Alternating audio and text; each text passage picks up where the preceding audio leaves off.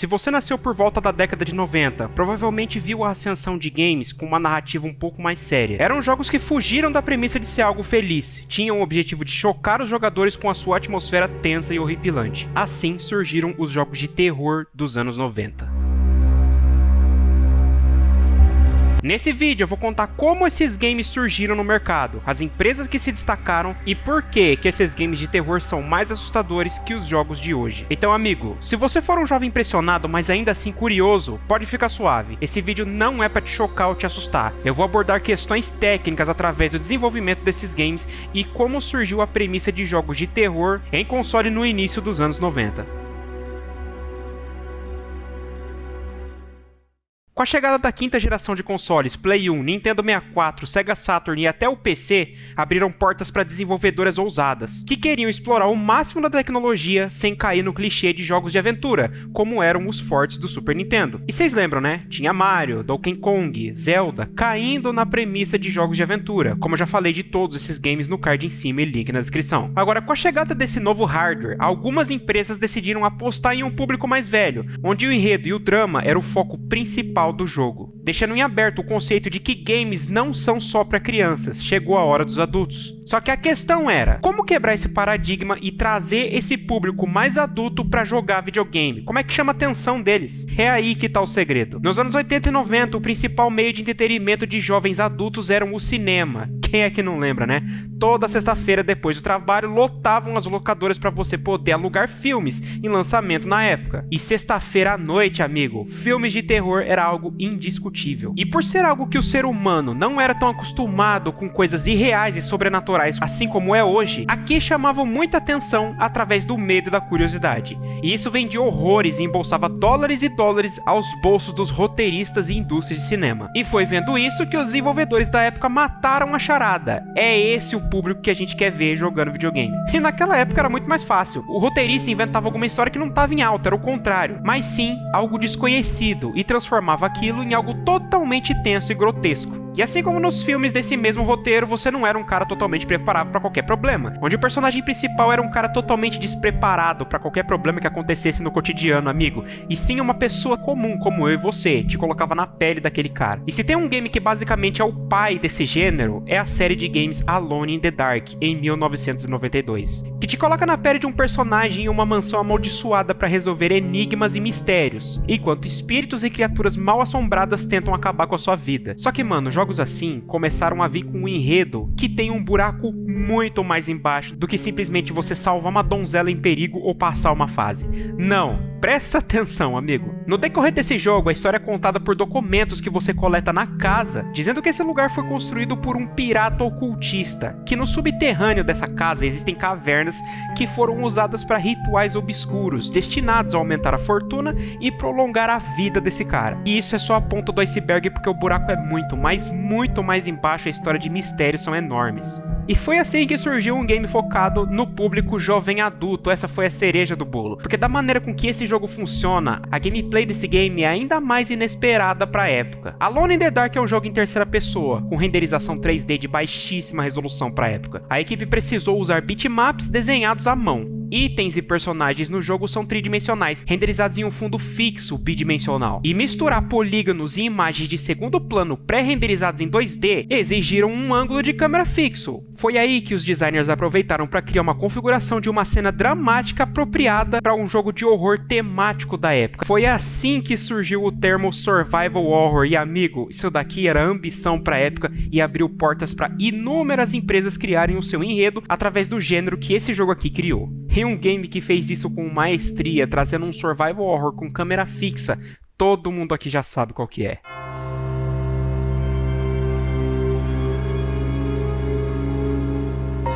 Amigo, essa época aqui eu posso te falar com total propriedade, que em 1998 esse jogo aqui foi o culpado de vagabundo ter noites mal dormidas. A série Resident Evil, um jogo de survival horror em terceira pessoa com câmera fixa e cenários pré-renderizados, onde o foco principal do enredo é você sobreviver a um mundo infestado de mortos-vivos, os famosos zumbis. E aqui eles acertaram em cheio. que por conta dos filmes de terror da década de 80, conseguiram colocar medo na população mundial através do entretenimento. E naquela época, amigo, dava medo mesmo porque a gente não sabia do que se tratava. O ser humano tem medo do desconhecido. E por conta do cinema, as empresas que desenvolvem esses games conseguiram ganhar um público mais maduro. E foi a partir de Resident Evil que surgiram muitos games com a mesma premissa, mas com outros enredos, como o próprio Silent Hill, que aborda histórias de uma maneira que mexe com o seu psicológico, te coloca na pele de uma pessoa em desespero e em conflito por conta de suas culpas e perdas, perdido em um lugar como se você estivesse pagando seus próprios pecados. Outro jogo que também marcou uma época junto com a jogabilidade de Resident Evil foi Dino Crisis, que ao invés de zumbis, aqui você enfrentava dinossauros, que por ser de 1999, aqui ele tem um pouquinho mais de qualidade gráfica nos cenários. Bom,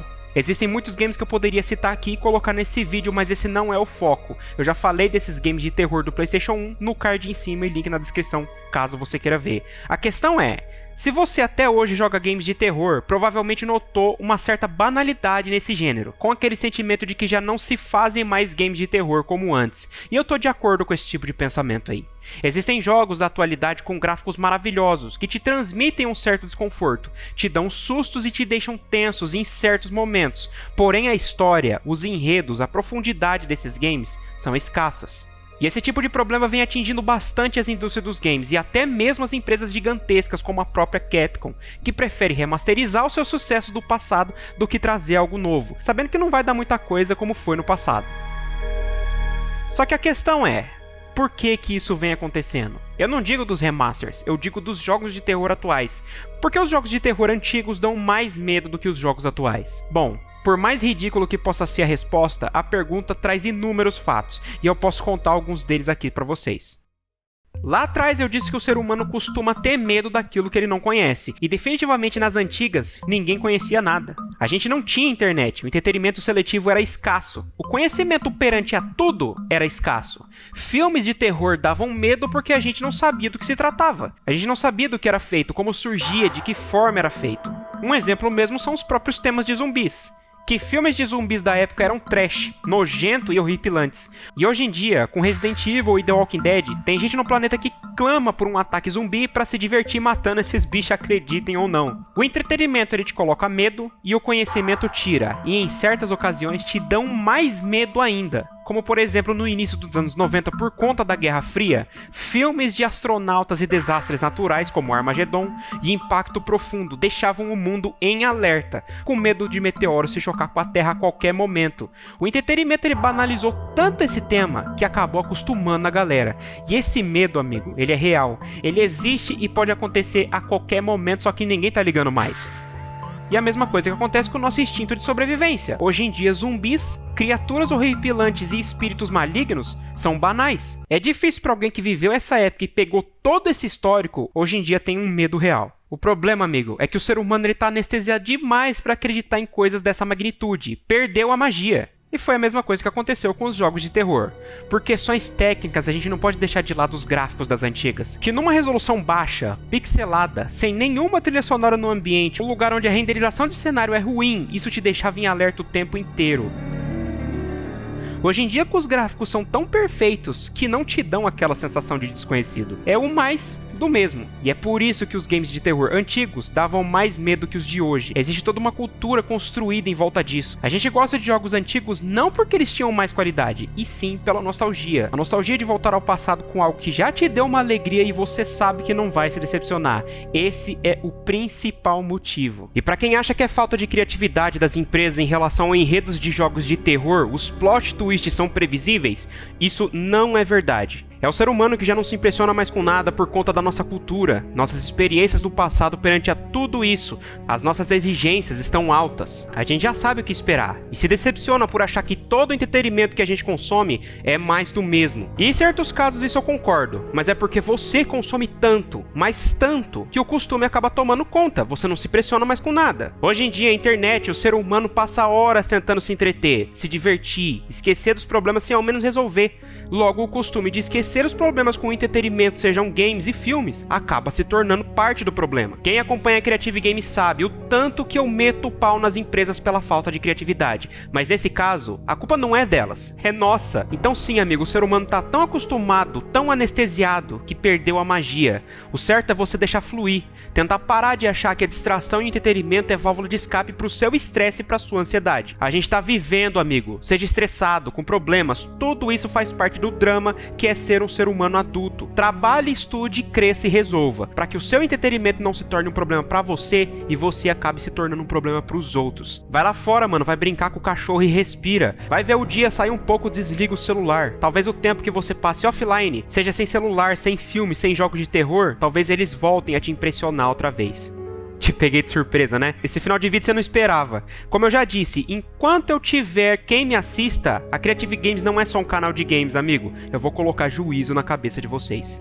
Pessoal, olha só, esse vídeo foi bem underground, só quem gosta do trabalho assistiu até aqui, então se você for um deles, por favor, deixa o like e se inscreva no canal.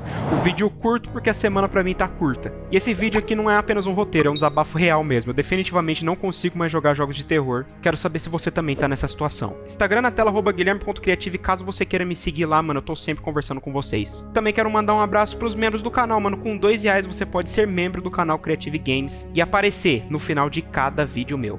Pessoal, eu vou ficando por aqui, um abraço, fiquem com Deus e tamo junto.